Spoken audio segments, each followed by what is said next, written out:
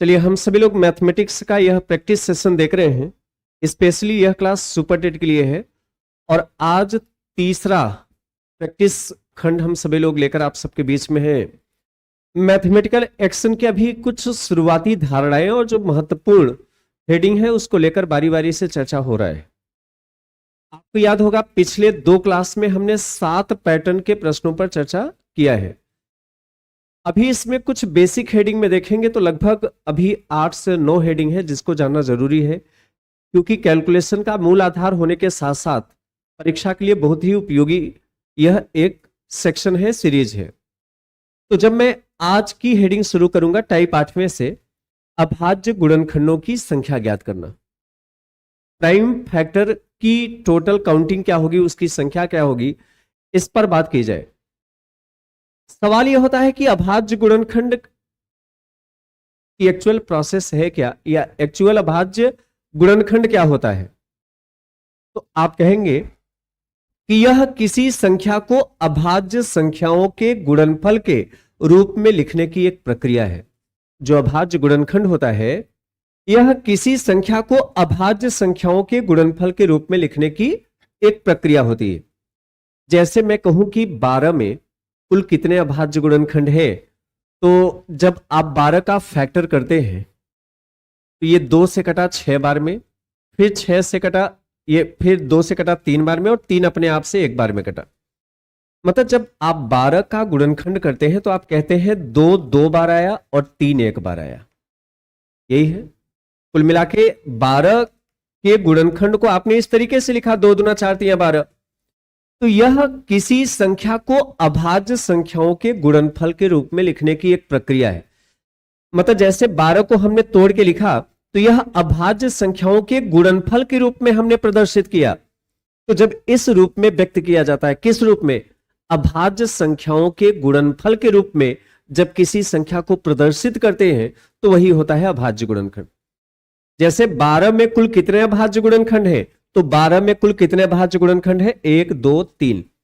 क्योंकि हमने देखा 2 2 बार आया और 3 1 बार आया, तो इसका मतलब 2 और 1 कितना हो गया, यही देख लीजिए ना, 1 2 3। तो ये वाले गुणनखंड अभाज्य गुणनखंड पढ़े जाते हैं। जब आप किसी संख्या का फैक्टर करते हैं तो आप देखते हैं कि इधर के जितने भी गुणनखंड होते हैं यही अभाज्य गुणनखंड होते हैं। आइए प्रश्न कैसे बनते हैं उस पर चर्चा करें। पहले एक छोटा सा प्रश्न इंट्रोडक्शन के लिए लेते हैं। तो कुल मिला के बस इतना समझाना कि अभाज्य गुणनखंड क्या है। यह किसी संख्या को अभाज्य संख्याओं के गुणनफल के रूप में लिखने की एक प्रक्रिया है। आइए प्रश्न आज के सेशन की शुरुआत करते हैं। पहला प्रश्न आप सबके सामने है, उत्तर करिएगा।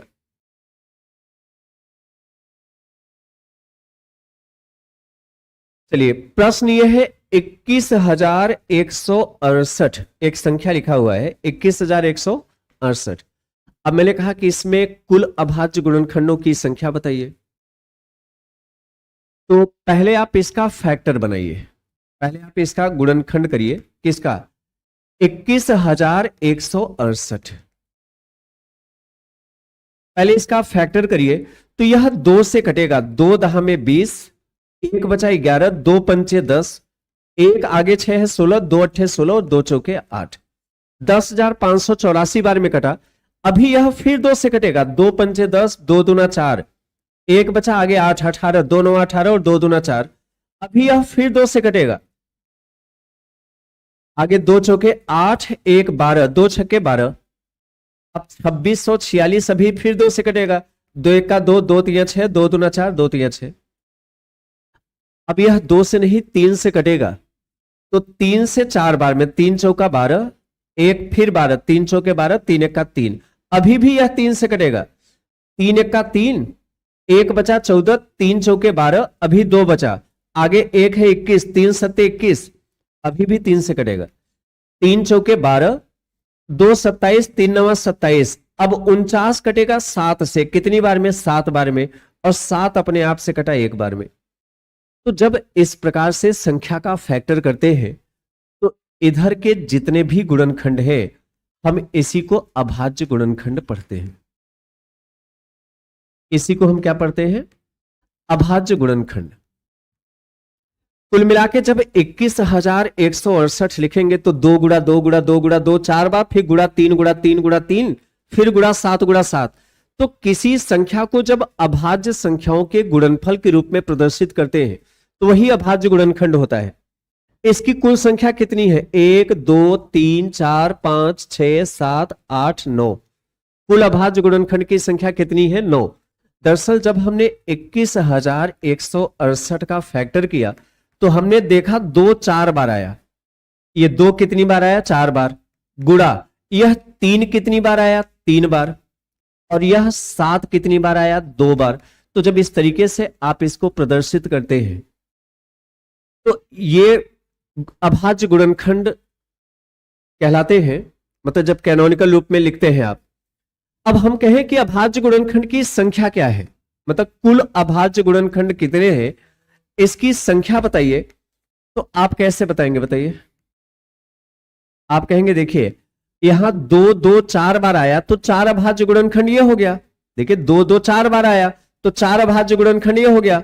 प्लस ये 3 3 3 3 बार आया तो जब 3 3 बार आया तो 3 अभाज्य गुणनखंड ये हो गया। और ये 7 7 2 बार आया तो ये 2 अभाज्य गुणनखंड ये हो गया। तो 4 3 7 2 9। कुल अभाज्य गुणनखंड की संख्या कितनी है भाई? 2 गुणा 2 गुणा 2 गुणा 2 4 बार, 3 गुणा 3 गुणा 3 3 बार, तो 4 3 7 हो गया। और 7 गुणा 7 2 बार, तो 7 और 2 9। हाँ, यदि मैं आपसे यह कहा होता कि 21,168 में भिन्न प्रकार के अभाज्य गुणनखंडों की संख्या बताइए, तो 21,168 में भिन्न प्रकार के अभाज्य गुणनखंड की संख्या 3 है। कौन कौन? 2 3 और 7। देखिए यदि मैं भिन्न प्रकार के अभाज्य गुणनखंड कहता तो ये 3 है। कौन कौन? 2 है, 3 है और क्या है? 7 है। लेकिन देखिए परीक्षा में इस प्रकार का प्रश्न कम, और एक अगला सवाल मैं दिखा रहा हूं, इस प्रकार के प्रश्न ज्यादा बनते हैं। तो आइए इस प्रश्न का उत्तर दे। पहले ये तो क्लियर है ना, अभाज्य गुणनखंड। आइए इस प्रश्न का उत्तर करिएगा, अगले हेडिंग पर इसके बाद हम चलेंगे। हमने कहा कि इसमें टोटल अभाज्य गुणनखंड की संख्या क्या है, टोटल प्राइम फैक्टर है क्या? तो अभाज्य गुणनखंड क्या होता है? किसी संख्या को जब अभाज्य संख्याओं के गुणनफल के रूप में व्यक्त किया जाता है तो वही अभाज्य गुणनखंड होता है। अच्छा, आप कहेंगे कि जैसे हम पिछली बार जब फैक्टर किए तो हमने देखा 2 4 बार आया, 3 3 बार आया, 7 2 बार आया। तो हमने कहा इसको जोड़ लीजिए, 4 3 7 2 9। 2 4 बार है, 3 3 बार है, 7 2 बार है, तो टोटल काउंट करेंगे तो 9 है। तो क्या यहां भी घाते जोड़ ले? बताइए, क्या यहां भी घाते जोड़ ले? देखिए घाते तो तब जुड़ेंगी जब ये नीचे वाला संख्या अभाज्य हो, लेकिन यहां तो ऐसा है नहीं। इसको तो आप सरल कर ही सकते हैं। बताइए कितना होगा? जैसे इसको सरल करें तो 35 का गुणनखंड 5 गुणा 7 होगा। स्टेप में इसको थोड़ा सरल करिए तो यह 35 का गुणनखंड क्या होगा? 35 का गुणनखंड होगा 5 गुणा 7, ये 35 हो गया। अभी ऊपर घात 4 है तो आप भी 4 लगा दीजिए। अब बीच में गुणा का चिन्ह है, गुणा करिए। यहां 33 है, 33 का मतलब हुआ 3 गुणा 11। इसको अभाज्य संख्या के रूप में तोड़ना है तो 33 का मतलब हुआ 3 गुणा 11, 33 हो गया। ऊपर घात कितना है? 6 है। यहां 15 है तो 15 का मतलब 3 गुणा 5, ये हो गया 15। ऊपर घात 2 है, लगा दीजिए। घातांक में एक सिंपल सा स्टेप होता है। स्टेप ये है कि जैसे हम किसी संख्या का जब फैक्टर करते हैं और ऊपर घात n हो, तो जब यह ब्रैकेट आप हटाएंगे तो n घात a पर भी आएगा, n घात b पर भी आएगा और n घात c पर भी आएगा। तो जब ये ब्रैकेट हटाएंगे तो a पर n हो जाएगा गुणा b पर n गुणा c पर n। मतलब जब ये ब्रैकेट हटाएंगे तो n घात इन सभी पर आएगा। तो चलिए पहले वही काम करिए। कौन सा काम? यह ब्रैकेट हटाते चलिए। कैसे हटाएं? देखिए जब यह ब्रैकेट हटाएंगे तो यह 4 घात 5 पर भी आएगा, 4 घात 7 पर भी आएगा। तो 5 पर घात 4 हो गया गुणा 7 पर घात 4 हो गया। देखिए ये 4 घात दोनों पर चिपकेगा।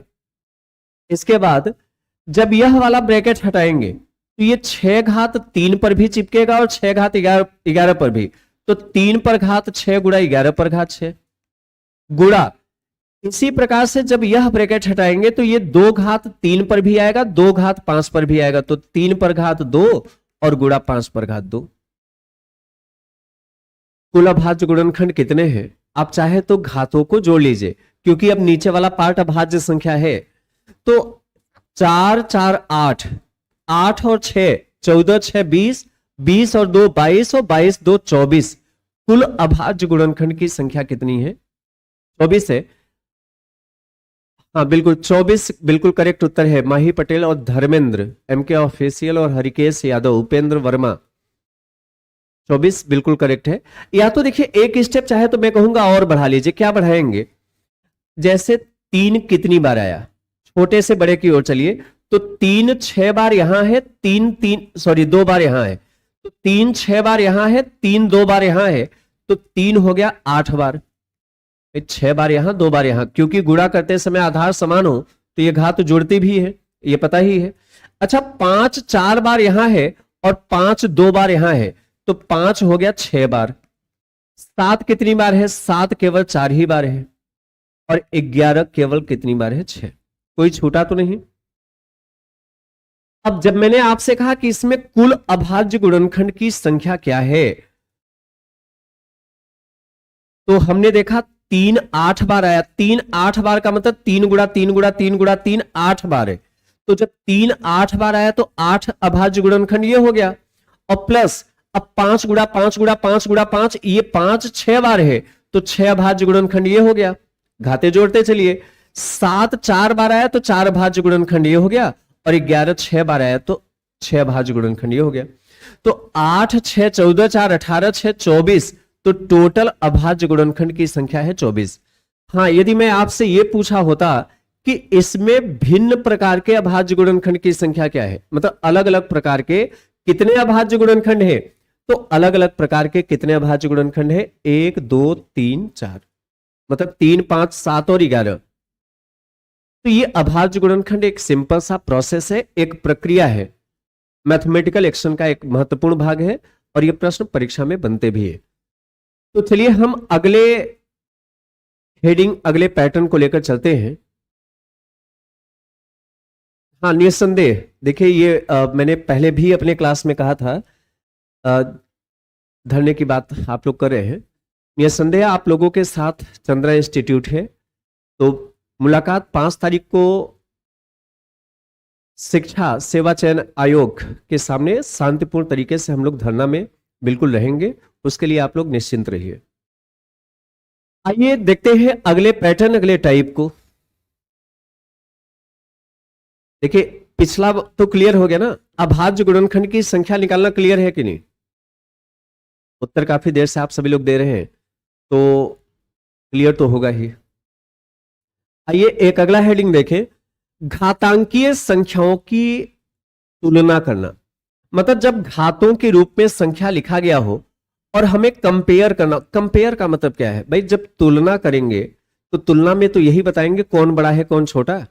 जैसे कुछ व्यक्ति खड़े हों और मैं कह दूं कि इसकी तुलना करिए, तो आप कहेंगे देखिए ये लंबे हैं, छोटे हैं, मोटे हैं, हल्के हैं, यही तो कंपेयर होगा। तो कंपेयर, तुलना करने का मतलब यह है घातों के रूप में संख्या लिखी गई हो तो उनमें से कौन सी बड़ी कौन सी छोटी पहचानना हो, कैसे पहचानेंगे? अच्छा जैसे सपोज करें यदि हम लिख दें 2 12 बार है और 3 जो है 18 बार है, या एक सेकेंड, 3 जो है 9 बार कर दे। ये स्टेप कहां चला गया?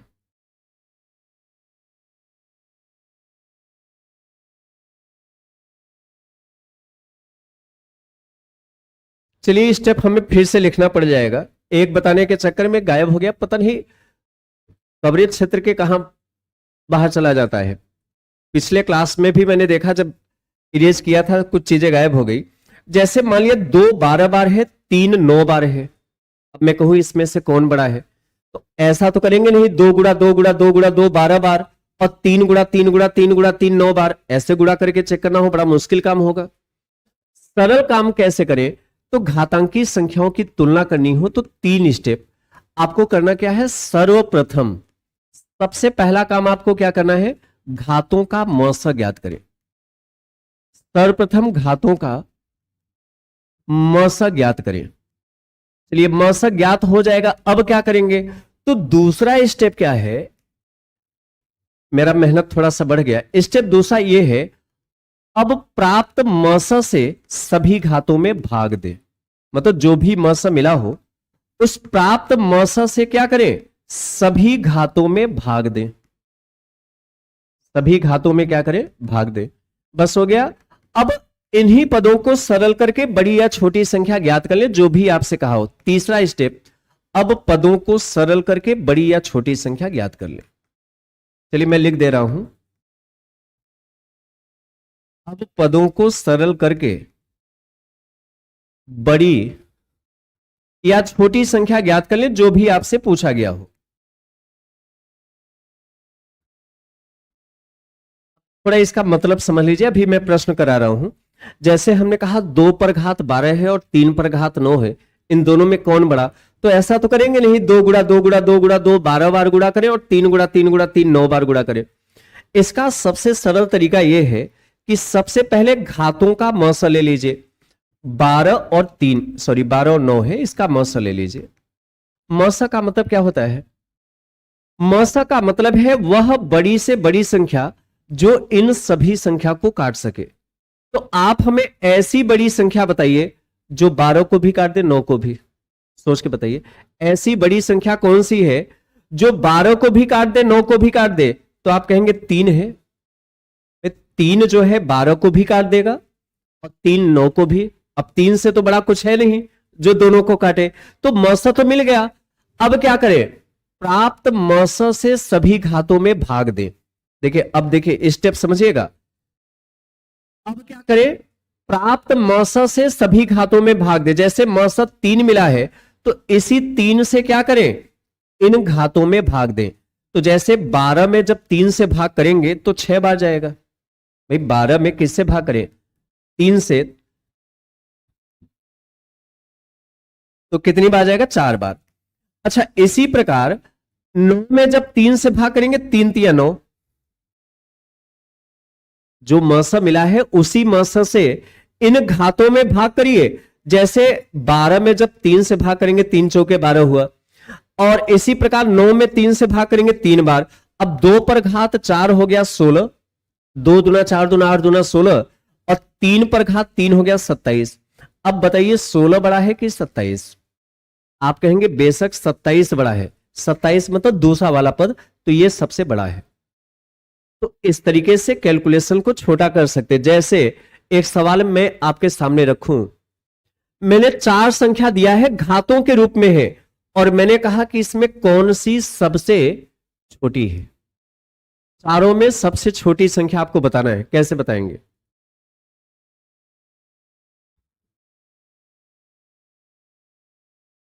चलिए अभी मैं जानकारी दूंगा। हाँ, पाल सल्ला और अरुण कुमार, प्रीति मिश्रा, आरती, अजय।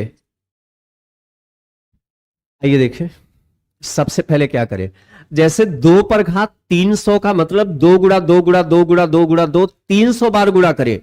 और 3 पर घात 250 है, मतलब 3 गुणा 3 गुणा 3 गुणा 3 गुणा 3, 250 बार गुणा करें। ऐसे पूरा पूरा गुणा करना हो तो जवाब अगली परीक्षा में आएगा।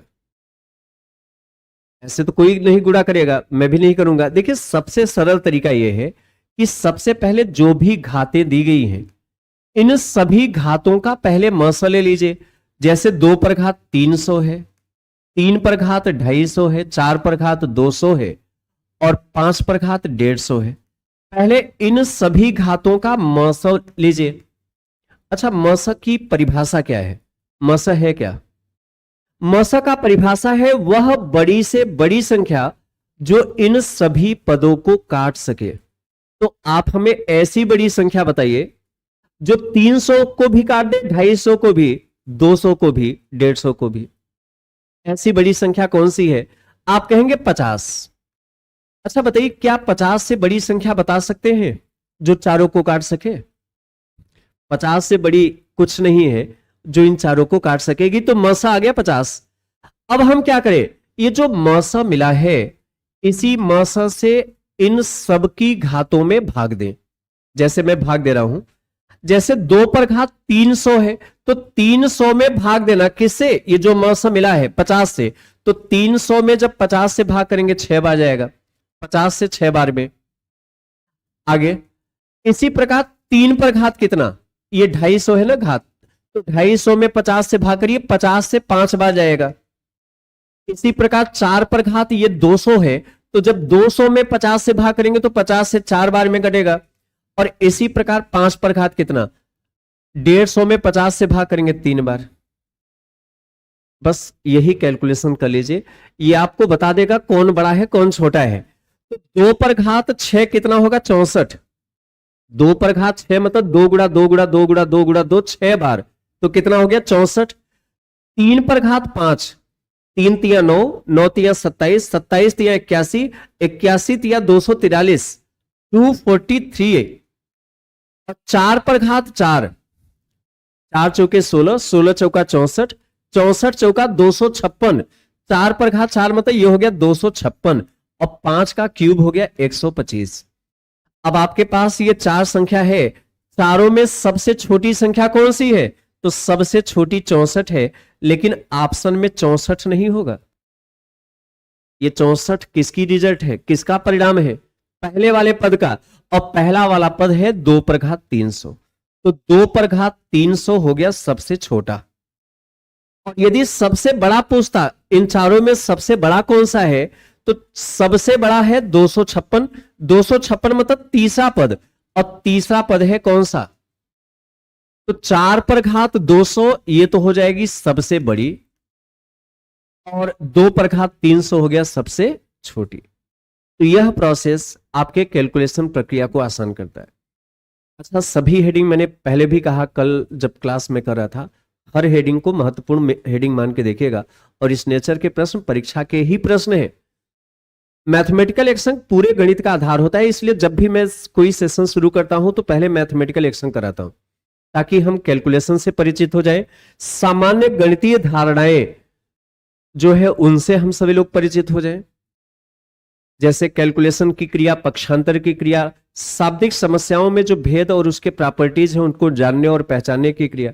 तो इसलिए मैथमेटिकल एक्शन आपको जानना जरूरी है, और परीक्षा में बहुत प्रश्न बनता है यहां से। आइए इस प्रश्न का उत्तर करिएगा। बहुत अच्छा। अच्छा, काफी लोग लिख रहे हैं, जैसे मैथ की बुक कहां से ले, तो मैं अभी बता देता हूं। आप लोग जैसे अपने नजदीकी बुक स्टॉल से ले सकते हैं, जैसे जो प्रयागराज में है। मेरी मैथ्स की बुक एस्टेट, टेट और एस्टेट के नाम से है। एस्टेट के लिए काफी अच्छी किताबें होंगी। देखिए, मैं ये नहीं कह रहा हूं कि सभी लोग लीजिए, आप लोग जो पूछ रहे हैं, देखिए जिनके पास उपलब्ध किताबें हों वो तो अपने किताबों से प्रैक्टिस करिए, किताबें कोई खराब नहीं होती। लेकिन जो लोग किताब लेना चाहते हैं अपने परीक्षा के नजरिए से, और दो चीजें होती हैं, एक जिस टीचर से पढ़े ये उसी टीचर की किताब मिल जाए, तो एक चीजें सीखना समझना सिस्टमेटिक होगा। तो यदि इस नजरिए से लेना चाहते हैं तो फ्लिपकार्ट पर भी और अमेजन पर भी उपलब्ध है। फ्लिपकार्ट पर केवल आप इतना सर्च कर लीजिएगा, एस्टेट मैथ्स बाई पवन तिवारी, आप इतना सर्च कर लेंगे तो बुक आपको दिखाई देगा। तो फ्लिपकार्ट से, अमेजन से भी ले सकते हैं, बाकी मार्केट में अवेलेबल है। फिलहाल मैं प्रैक्टिस पर आता हूं। तो ये आपके पूछने पर मैंने बताया है, ये नहीं कहना प्रचार कर रहा हूं। आइए, 4 संख्याएं दी गई हैं, इनमें सबसे बड़ी संख्या कौन सी है, तो देखते हैं। सबसे पहला काम आपका ये होगा कि जो भी घाते हैं सबसे पहले सभी घातों का मस लीजिए। तो यहां पे घातें क्या क्या दी गई हैं, 3 पर घात 48 है, 5 पर घात 36 है, 7 पर घात 24 है, और 2 पर घात 72 है। सबसे पहले इन सभी घातों का मस लीजिए। अच्छा, मस होता क्या है, इसकी परिभाषा क्या है? मस की परिभाषा है वह बड़ी से बड़ी संख्या जो इन सभी पदों को काट सके। ऐसी बड़ी संख्या आप बताइए जो इन चारों पदों को काट सके, कौन सी है? 12। देखिए, 12 48 को भी काट देगा, 36 को भी, 24 को भी, 72 को भी। अच्छा, 12 से बड़ी कोई संख्या बताइए, सोच के बताइए। निकालिए नहीं, मस निकालिए नहीं, लॉजिक लगाइए, तर्क लगाइए। क्या 12 से बड़ी कोई संख्या है जो इन चारों को काट सके? मेरे ख्याल से तो नहीं है। चलिए मस तो निकल गया। अब क्या करें, इस प्राप्त मस से इन सब की घातों में भाग दीजिए। तो चलिए मैं भाग देता हूं। 3 पर घात कितना है, 48 है, तो 48 में 12 से भाग करेंगे तो 12 चौका 48 आएगा। अब 5 पर घात कितना है, ये 36 है ना, तो 36 में 12 से भाग करें, 12 तिया 36। और 7 पर घात ये 24 है, तो 24 में 12 से भाग करेंगे, 12 दूना 24। और 2 पर घात ये 72 है, 72 में 12 से भाग करेंगे, 12 छके 72। अब इसी को सरल कर लीजिए, आपको ये बता देगा कौन बड़ा है कौन छोटा है। तो 3 पर घात 4 कितना होगा 81, 3 तिया 9, 9 तिया 27, 27 तिया 81। और 5 का क्यूब होगा 125, 5 पंचे 25, 25 पंचे 125। 7 का स्क्वायर 49 होगा, 2 पर घात 6 64 होगा। 2 पर घात 6 मतलब 2 दूना 4 दूना 8 दूना 16 दूना 32 दूना 64, 2 का गुणा 2 में 6 बार। अब सबसे बड़ी पूछा है तो सबसे बड़ी तो 125 है। 125 मतलब दूसरा पद, और दूसरा पद है 5 पर घात 36, ये है सबसे बड़ी। और सबसे कमजोर इसका दाहिना पड़ोसी है, जस्ट दाहिने वाला, मतलब ये सबसे छोटी है। तो इस प्रकार से इस कैलकुलेशन को सरल आसान कर सकते हैं। इस प्रकार के प्रश्न यदि बन जाए तो समझना बाय 1 गेट 1 फ्री का ऑफर चल रहा है, 1 पर 1 फ्री। आइए अगला टाइप देखते हैं, टाइप 10वां। अभी इसके बाद शाब्दिक प्रश्न भी लूंगा, तो हर हेडिंग को बड़े ध्यान से पेशेंस से देखिए और समझिए। थोड़ी देर के लिए आप हमें बताइए, जैसे मैं 1 सही 1/2 लिख दूं और 1 + 1/2 लिख दूं, बताइए दोनों में क्या फर्क है। आप कहेंगे दोनों में कोई फर्क नहीं है। 1 सही 1/2 का मतलब हुआ 1.5, 1 सही 1/2 का मतलब हुआ 1.5, और 1 + 1/2 का भी मतलब है 1.5। 1.5 का मतलब 1 और आधा, 1 और आधा 1.5 होता है। आप इसको हल करेंगे तो 2 1 का 2 और 1 3/2 ये भी होगा, और 2 1 का 2 और 1 3 3/2 ये भी होगा, मतलब दोनों आपस में बराबर है। तो कहने का मतलब यह है, यदि A सही B/C का पैटर्न है तो आप इसको A + B/C में लिख सकते हैं। मतलब इसका विस्तारित रूप यह होगा या इसका सही रूप यह होगा। छोटा सा पैटर्न है, लेकिन जब इस पैटर्न का हम ख्याल नहीं करते हैं तो कभी कभी बहुत आसान प्रश्न गलत हो जाते हैं। और कंपटीशन में एक आसान प्रश्न गलत कर देने का मतलब है कंपटीशन में बहुत पीछे चला जाना, क्योंकि कंपटीशन में एक एक प्रश्न एक एक अंक अपने आप में महत्वपूर्ण होता है। एक अंक न जाने कितने कैंडिडेट्स से आपको आगे कर सकता है, और वही एक अंक न जाने कितने कैंडिडेट से पीछे भी कर सकता है। तो हर एक प्रश्न में, और विशेषकर ऐसे प्रश्न तो गलत नहीं ही करें। एक आसान प्रश्न गलत करने का मतलब कठिन प्रश्न से फाइट करना, और कठिन प्रश्न तो सबके लिए कठिन होता है, शायद वहां से अपनी राह को कठिन कर जाएंगे। और इसीलिए प्रैक्टिस किया जाता है कि हमसे कम से कम मानवीय भूल या त्रुटिवश जो छोटे छोटे एरर्स होते वो तो ना हो। बड़े कैलकुलेशन तो अभी मैं आगे कराऊंगा ही। आइए देखते हैं इस प्रश्न को। अच्छा, जब ये प्रश्न हम लोग देखते हैं तो हमारे खुशी का कोई ठिकाने नहीं होता है। हम तुरंत 1/4 कॉमन कर लेते हैं, करते हैं कि नहीं। जैसे ये पैटर्न जब हम देखते हैं तो हमें लगता है वो हो, ये तो बड़ा अच्छा सवाल है। हमें लगा देखिए 1/4 यहां भी है, 1/4 यहां भी, 1/4 यहां भी, तो 1/4 कॉमन कर लेते हैं। तो हमें लगा जब 1/4 कॉमन हो गया तो यहां से 3 बचा। फिर हम सोचते हैं जब 1/4 कॉमन हो गया तो अब अंदर 33 बचा, फिर 333 बचा। देखिए यदि आप ऐसा कर रहे हैं तो बिल्कुल गलत है, क्योंकि यह कॉमन है नहीं। 1/4 कॉमन है नहीं, बात अलग है जबरन कॉमन कर ले, जैसे मैंने कॉमन कर लिया तो बात अलग है, लेकिन गणितीय नजरिए से यह कॉमन नहीं है। तो कॉमन करने वाली भूल तो बिल्कुल ना करें। तब क्या करें, इसको विस्तारित रूप में लिखिए। A सही B/C का विस्तार क्या होता है, जो लोग अभी जुड़े हैं ध्यान देना। A सही B/C का विस्तार होता है A + B/C। तो इस रूप में इसका प्रसार करिए। जैसे 3 सही 1/4 का मतलब 3 पूरा है प्लस 1/4 और है, और प्लस यहां प्लस है तो प्लस किया। 33 सही 1/4 का मतलब क्या है, 33 पूरा और प्लस 1/4 और 33 सही 1/4 का मतलब 33 पूरा प्लस 1/4 और 333 सही 1/4 का मतलब 333 पूरा है प्लस 1/4 और इसी प्रकार से इसका मतलब 3333 पूरा है प्लस 1/4 और इस तरीके से विस्तार करके करिएगा। अब चलिए सबसे पहले पूर्णांक वाले पदों को जोड़ ले। अब पूर्णांक वाले पदों को जोड़ने का मतलब यह है 3 + 33 + 333 + 3333।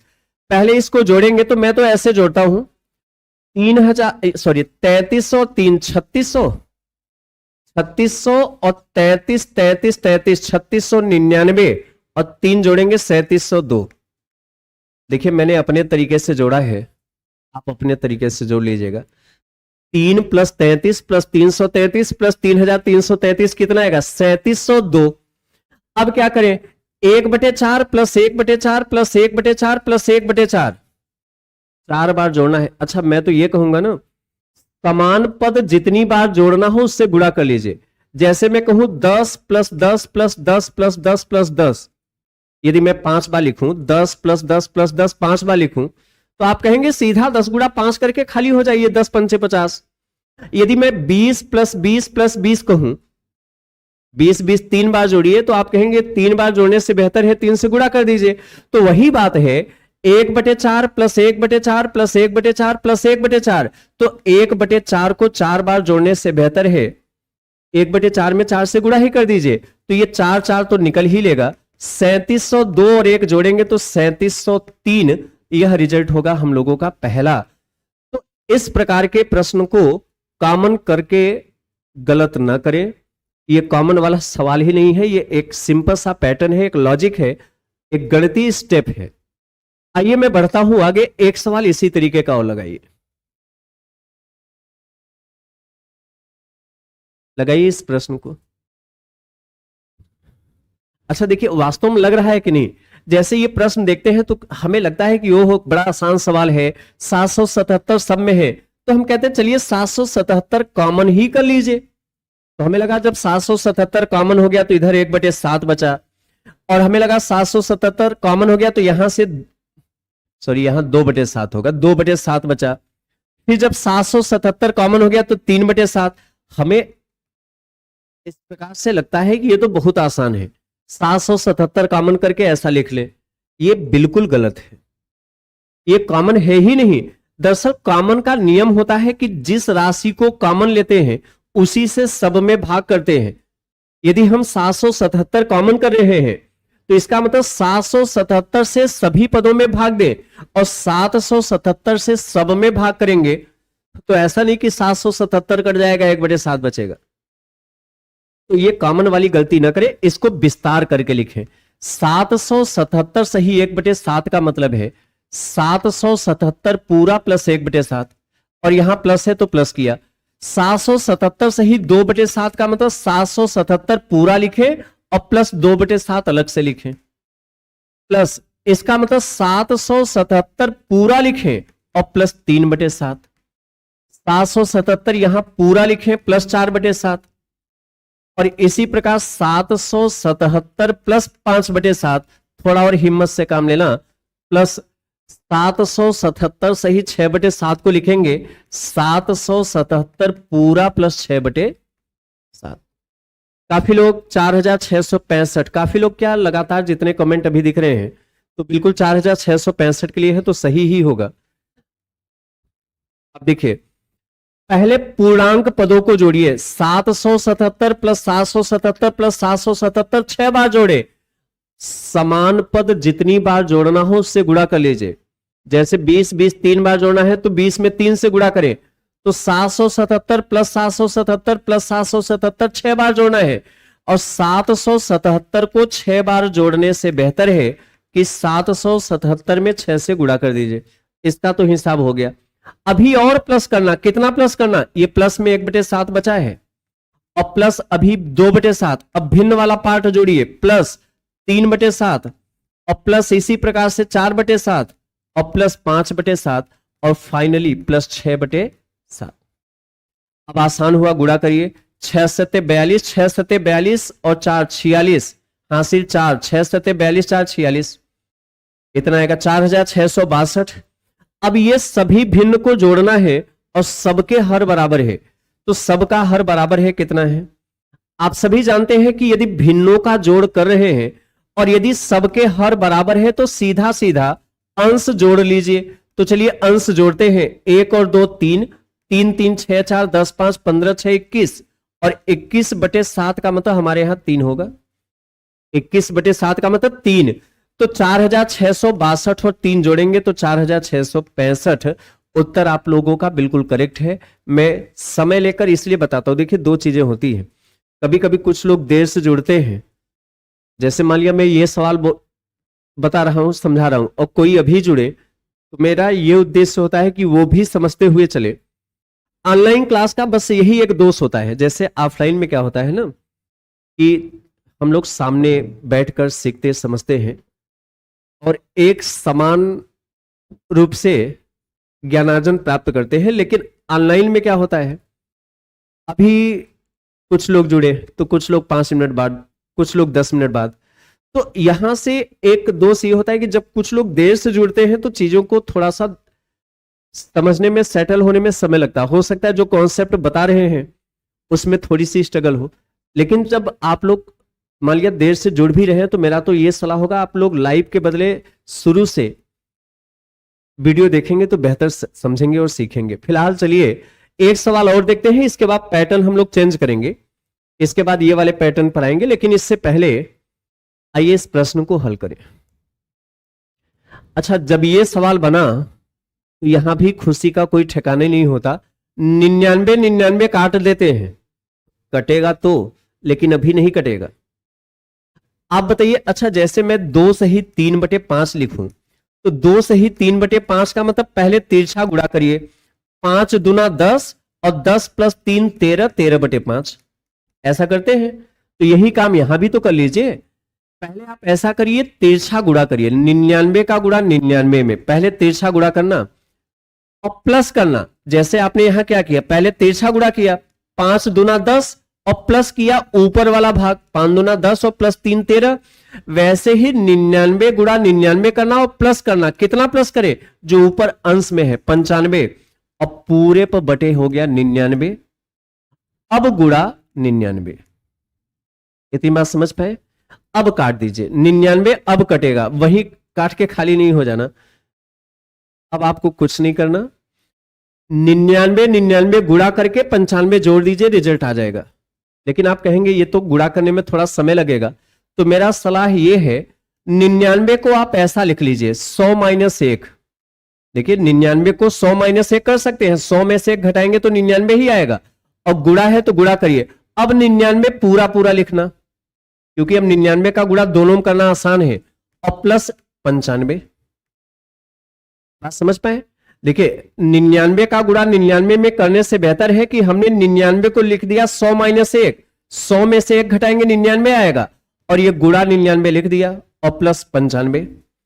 अब यह 99 का गुणा दोनों में करिए, आसान है। 99 का गुणा 100 में 99 100, और माइनस 99 और प्लस 95।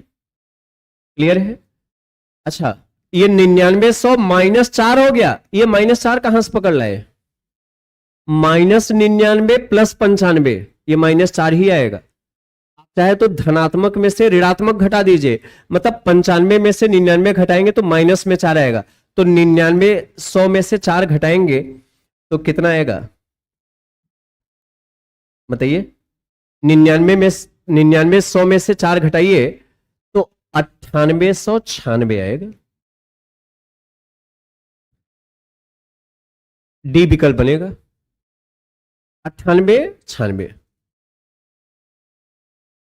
हाँ, ट्रिक देखिए, गुणा का मेरे पास कई ट्रिक है, लेकिन यहां से कैलकुलेशन ठीक है। जैसे मान लिया हमें गुणा करना है, जैसे मान लिया 736 का गुणा 245 में गुणा करना है, तो 5 छक्के 30 0 3, 5 तिया 15, 6 चौक 24, तो 15 24 39 और 3 42, हाथ से लगा 4, 5 सत्ते 35 और 6 दूना 12, 35 और 12 कितना हो गया 47, 4 तिया 12, 47 और 12 59 और 4 63, हाथ से लगा 6, 4 सत्ते 28 3 6, 2806, 34 6 40, हाथ से लगा 4 और 2 सत्ते 14 4 18, ये हो गया।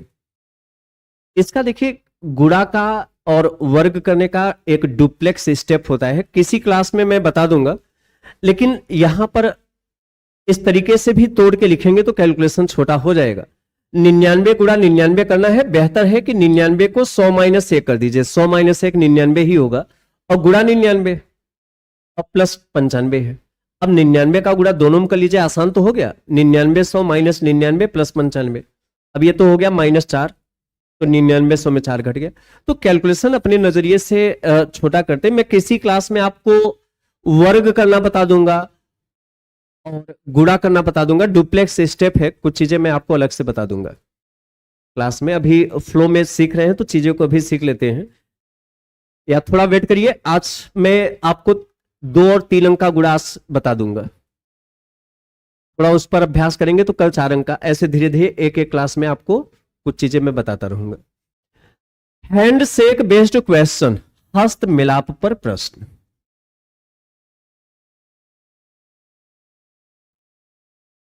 देखिए आपका जो सिलेबस हम देखते हैं, जो पिछला सिलेबस दिया गया है, उसमें अंकीय क्षमता, विभाज्य गुणनखंड, इस तरीके से स्थानीय मान, तो अंकीय क्षमता में एक सेक्शन आता है लॉजिकल टाइप के क्वेश्चन, तर्क पर आधारित प्रश्न।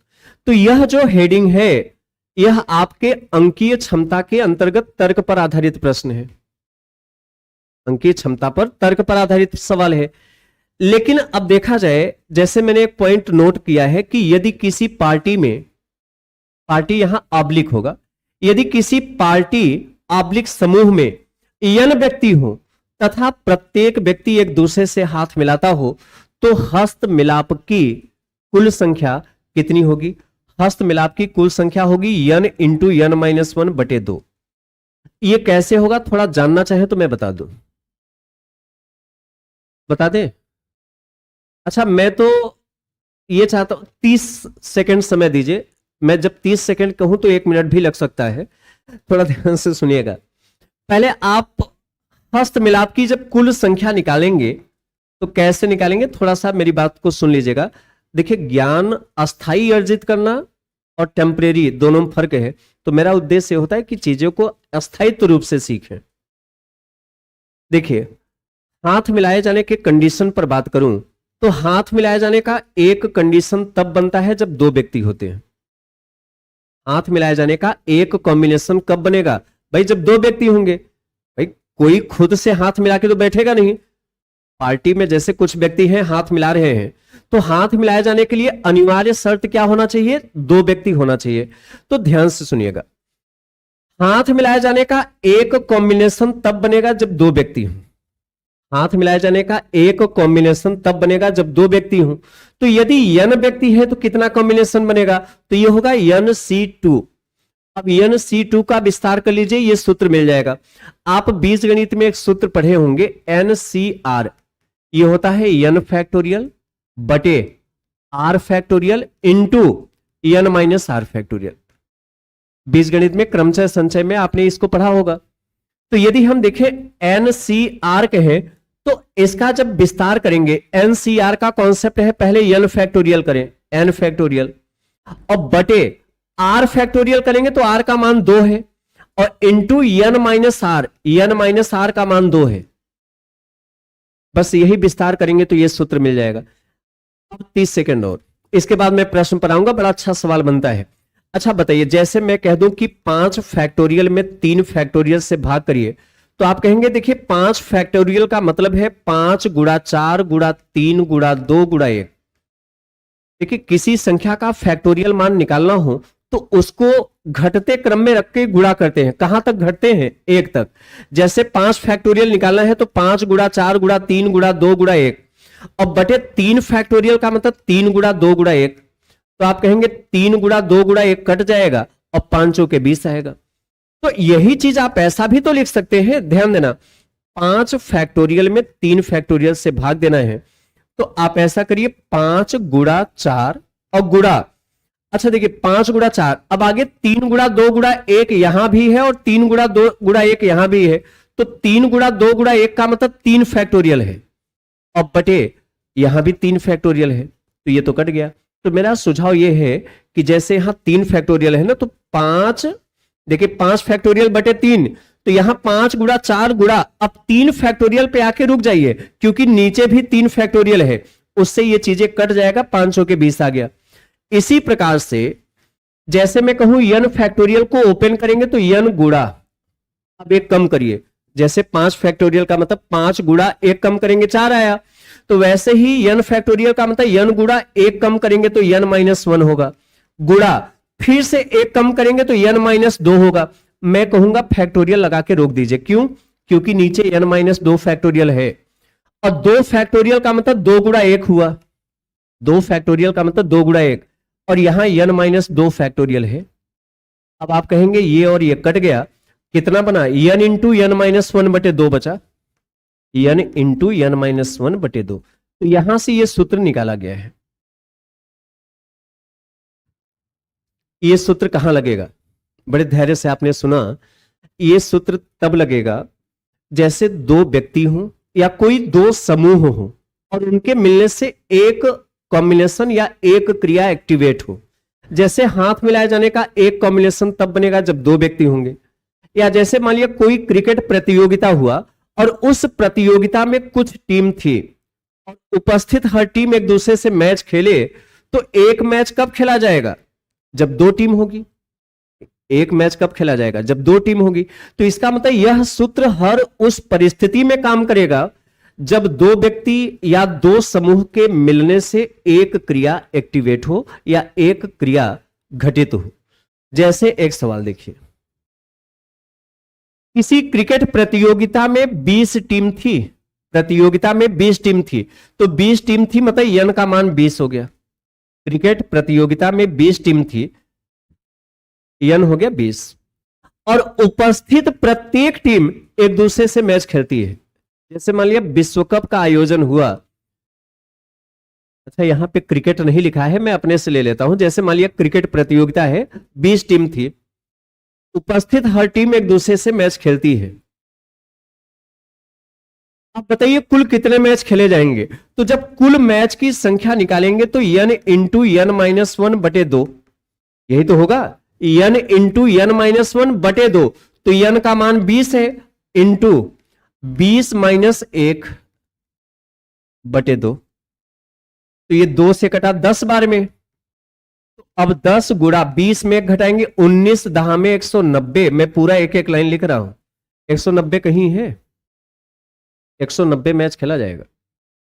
तो n इंटू n माइनस 1 बटे 2, n का मान 20 है, तो 2 10 में 20, 10 का गुणा 19 में। मैच के नाम पर मुझे भी याद है, वैसे मैं किसी क्रिकेट प्रतियोगिता वगैरह में भाग नहीं लेता था, हां भाग लेता था मैं। यदि खेल की बात करें तो मुझे एक खेल बस पता है, एक बार सर्दी हुआ था, खो खो खेला था बस, उसके बाद तो मुझे कोई गेम याद नहीं है। वैसे कुछ गेम ऐसे होते हैं, जैसे गांव में जैसे क्रिकेट मैच होता है तो कुछ नियम ऐसे बन गए हैं तो जो आज तक अंतर्राष्ट्रीय में लागू होते ही नहीं हैं। जैसे कोई पहली बॉल पर यदि बोल्ड हो जाए तो मानता ही नहीं था, बोलता था ये तो ट्रायल गेंद थी, और पहली गेंद पर 6 लग जाए तो ये होता था कि पहले तो आपने बताया ही नहीं, आप बताए होते तो मैं रोक देता, मेहनत क्यों करता। अब देखिए मैं एक चीज यहां पे बता दूं, ध्यान से सुनिएगा।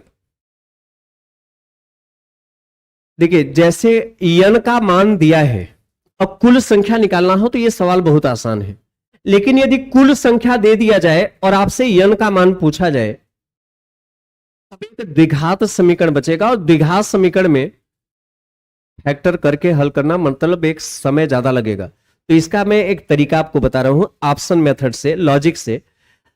अब ये वाला सवाल देखिए, पार्टी में कुछ व्यक्ति थे, अब कुछ कितने थे नहीं पता, मतलब n पता ही नहीं। जैसे पार्टी में कुछ व्यक्ति थे, कितने थे ये नहीं पता, मतलब n क्वेश्चन मार्क है। हाँ ये पता है कि उपस्थित प्रत्येक व्यक्ति एक दूसरे से हाथ मिलाते हैं, उपस्थित प्रत्येक व्यक्ति एक दूसरे से हाथ मिलाते हैं, और कुल 120 बार हाथ मिलाए गए, कुल 120 बार हाथ मिलाए गए हैं। तो पार्टी में कितने व्यक्ति थे, चलिए निकालते हैं। देखिए हमें पता है कुल संख्या का सूत्र क्या है, n इंटू n माइनस 1/2। यह सूत्र कहां कहां काम करेगा?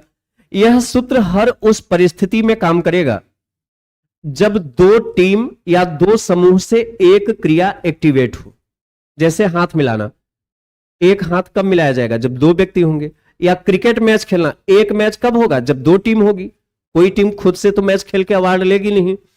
तो यहां से यदि हम हल करें तो पार्टी में कुछ व्यक्ति थे, कितने थे ये तो पता ही नहीं, यन तो हमें निकालना है। हां, उपस्थित हर या पार्टी में कुछ व्यक्ति थे, उपस्थित प्रत्येक व्यक्ति एक दूसरे से हाथ मिलाते हैं और कुल 120 बार हाथ मिलाए गए हैं। मतलब हाथ मिलाए जाने की कुल संख्या 120 दिया है। कुल कितनी बार हाथ मिलाए गए हैं? 120 बार। लेकिन यन नहीं पता, तो यन को यन ही लिखिए, यन इंटू n माइनस 1/2। मेरा तो आगे का सुझाव यह होगा कि आगे हल ही मत करिए, ऑप्शन पकड़िए और यन के जगह पे ऐसी संख्या रखिए कि 120 आ जाए। बताइए किस ऑप्शन से 120 आएगा? यन के जगह पे कौन सी संख्या रखें कि 120 आए? अच्छा, जैसे 15 रखें तो यन का मान 15 रखेंगे तो 15 गुड़ा, यहां इंटू है, यन का मान 15 रखें तो गुड़ा 15 माइनस 1 14 होगा और बटे 2, तो ये 2 सत्ते 14, 15 सत्ते 105 आएगा। ये गलत है क्योंकि हमें 120 लाना है। यन के जगह पे क्या रखें कि 120 आ जाए? आप कहेंगे 16 रखिए। कमेंट काफी देर से आप सभी का आ रहा है, अब ये नहीं कहना पीछे से मैं कैसे देख रहा हूं, पहले मैं देख चुका हूं। ऑप्शन सी से हल करें, यन के जगह पे 16 रख दें। ऑप्शन सी से यन के जगह पे 16 रखें। ऑप्शन सी क्या है? 16 है ना। तो यन के जगह पे 16 रख के चेक करिए 120 आ रहा है कि नहीं। तो 16 रखेंगे तो इंटू मतलब गुड़ा, 16 गुड़ा, अब 16 माइनस 1 हो गया 15 और बटे कितना 2, और 2 से 8 बार में 16, 15 अट्ठे 120। देखिए 120 आ गया, अतः विकल्प सी सही है।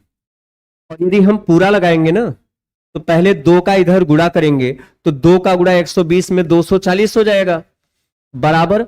अब यह यन का गुणा दोनों में गुणा करेंगे तो यन स्क्वायर माइनस यन, अब ये 240 उधर जाएगा तो यन स्क्वायर माइनस यन माइनस 240 बराबर बाईं तरफ 0 बचा। अब ये द्विघात समीकरण गुणनखंड करके हल करें, बेहतर है ऑप्शन ही पकड़ लें। इस द्विघात समीकरण को लगाएंगे तो 240 का गुणनखंड करें 1 आए तो 16 गुणा 15 बनेगा, लेकिन 15 निगेटिव आएगा। तो सलाह यह है कि आप पूरा द्विघात समीकरण बना के हल करने के बजाय आप सीधा ऑप्शन पकड़िए, यन के जगह पे ऐसी संख्या रखना कि 120 आ जाए। ये बात समझ पाए हैं? चलिए, मैंने पूरा अपना पर्याप्त समय लेकर इसको बताया है।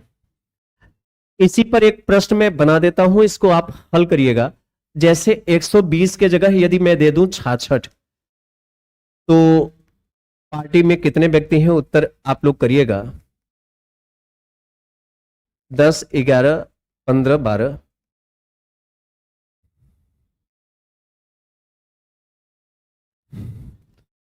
अब इसको अपने से लगा लीजिएगा, विकल्प ही इसका सुटेबल होगा। तो देखिए, लगातार सेशन से जुड़िए। आज तीसरा प्रैक्टिस सेशन है। मैथमेटिकल एक्शन पहले कराने का फायदा यही होता है, गणितीय क्रियाविधि, संक्रियात्मक प्रश्न और जो कुछ लॉजिकल सवाल है यहां पे आप हल कर लेते हैं तो एक प्रक्रिया से अवगत होते हैं। हालांकि आप लोगों की प्रैक्टिस काफी चल रही है तो फिर भी यहां पर लगातार छोटे से बड़े की ओर जब चलेंगे तो समझ और बेहतर हासिल होगी। कुछ सूचना है?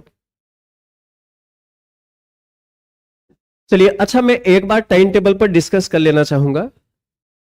टेट की जो हम लोगों की प्रैक्टिस सेशन चल रहा है यूट्यूब पर, इसमें क्लास की यदि बात करें तो 5 बजे मैं खुद ही प्रकट होता हूं। 5 PM शाम को मैथ्स की क्लास होती है। इसके बाद 6 बजे की बात करें शाम को, अभी जस्ट हिंदी की क्लास होगी। RP शुक्ला सर, बहुत बेहतरीन सेशन चल रहा है और सभी विषय। इसके बाद 7 बजे आशीष सर की एक बेहतरीन सेशन चलेगा, EVS प्लस करंट। ये आशीष सर की क्लास, ये मैं उन लोगों को बता रहा हूं जो लोग अभी नए जुड़ रहे हैं। और इसके तुरंत बाद बजे की जो क्लास होगी अतुल सर की सीडीपी होगी। 8 बजे की क्लास अतुल सर की होगी सीडीपी। और इसके बाद 9 बजे संस्कृत देवभाषा मार्तंड सर एक बेहतरीन सेशन लेके आपसे मिलेंगे। तो यह प्रत्येक दिन की क्लास टाइम टेबल है जिसमें आप लोग प्रैक्टिस से जुड़ सकते हैं। तो मैं आज अपनी क्लास यहीं तक रोकता हूं। तुरंत अभी क्लास जुड़ने जा रहे हैं आरपी शुक्ला सर हिंदी के लिए। तो मुलाकात आपसे मैं करता हूं कल, टाइमिंग वही होगी 5 बजे। आप सभी को सक्रियता के लिए बहुत बहुत धन्यवाद। Thank you. हिम्मत आपकी लड़ाई से जानी जाएगी और आपकी किस्मत आपकी पढ़ाई से जानी जाएगी। 68,500 और 69,000 में सबसे बेहतर सिलेक्शन और रिजल्ट चंद्रा से। हाँ, मेहनत किया है और करेंगे और पिछले 2 इतिहास को फिर से साकार करेंगे। हाँ, फिर चंद्रा टीम हैट्रिक की तैयारी में। हाँ, आशीष सर आपको तो पता होगा 68,500 में चंद्रा ने सीधे तौर पर पैसेज ही फंसा दिया था। चंद्रा इंस्टीट्यूट के ऑनलाइन ऑफलाइन क्लासेस में प्रथम 2000 विद्यार्थियों के लिए विशेष छूट। चंद्रा इंस्टीट्यूट के ऑनलाइन क्लासेस से जुड़ने के लिए आप डाउनलोड करें अपने मोबाइल में चंद्रा इंस्टीट्यूट इलाहाबाद एप्लीकेशन, या आप हमें कॉल करें 9800980026 पर।